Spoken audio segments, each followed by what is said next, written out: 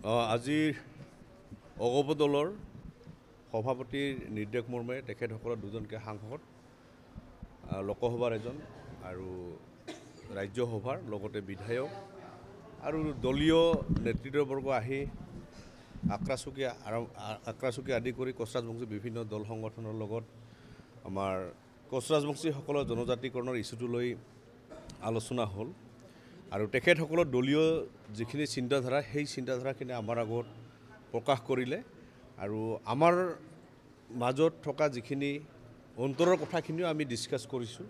আমাৰ এটাই কথা, কোচ ৰাজবংশী জনগোষ্ঠীক আমাক জনজাতিকৰণ লাগে।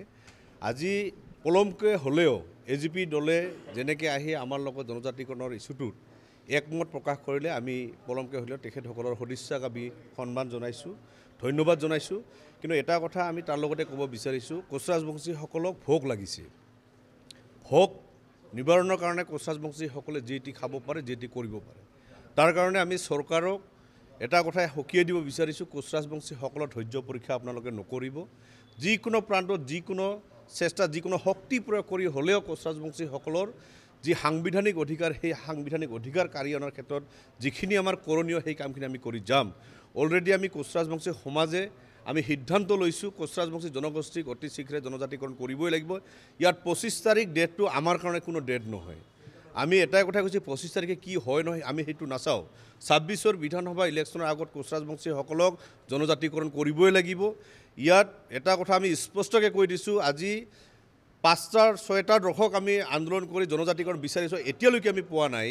কোনোবাই যদি দুদিন আন্দোলন কৰি যদি আমাক স্থবিৰ কৰিব বিচাৰে, এইটো কেতিয়াও সম্ভৱ নহয়। আমি জানি উঠিছোঁ, বুজি উঠিছোঁ, শিকিছোঁ, আমি ঠেকেচা খাইছোঁ। সেইকাৰণে এটা কথা স্পষ্টকৈ কৈছোঁ, কোচ ৰাজবংশীসকলৰ লগত যাতে কোনেও হেতালি খেলা, ৰাজনৈতিক বৈতৰণি পাৰ কৰাৰ ক্ষেত্ৰত যাতে ব্যৱহাৰ কোনেও কৰিব নোৱাৰে, তাৰ কাৰণে কোচ ৰাজবংশী আমি সমাজখনক সজাগ সচেতন হৈ থাকিবৰ কাৰণে আমি আহ্বান জনাইছোঁ।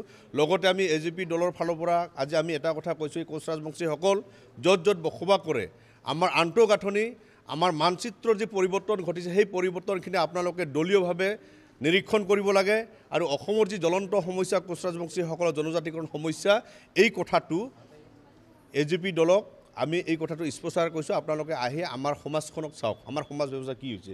আমাৰ এটা স্পষ্ট কথা, ইয়াত ট্ৰাইবেল সংঘই বিৰোধিতা কৰিছে, কোনে কৰিছে এইবোৰ আমি চাব নাযাওঁ। আৰু 25 তাৰিখ 26 তাৰিখ কোনো ডেটৰ লগত আমাৰ কোনো সামঞ্জস্য নাই। আমাৰ এটাই স্পষ্ট কথা, বিধানসভা ইলেকশ্যনৰ আগত কোচ ৰাজবংশীসকল জনজাতিকৰণ কৰিব লাগিব। যদিওবা 25 তাৰিখে যদি আমাৰ কোচ ৰাজবংশীসকল জনজাতিকৰণ কৰাৰ ক্ষেত্ৰত যদি প্ৰতিবেদনখন ভাল ৰূপতো আহে, আমাৰ এটাই কথা, ৰাজনৈতিক বৈতৰণি পাৰ কৰাৰ ক্ষেত্ৰত যদি আকৌ যদি ভাবে আমি ডিলে কৰি ইলেকশ্যনৰ অধিসূচনা জাৰি কৰোঁ, এইবোৰ আমি বাদ নাচাওঁ। ৰাষ্ট্ৰপতিৰ অধ্যাদেশৰ জৰিয়তে হ'লেও কোচ ৰাজবংশীসকলক জনজাতিকৰণ কৰিব লাগিব। ইয়াত জনজাতিকৰণৰ বিপৰীত কোচ ৰাজবংশীসকলে একো চিন্তা নকৰে।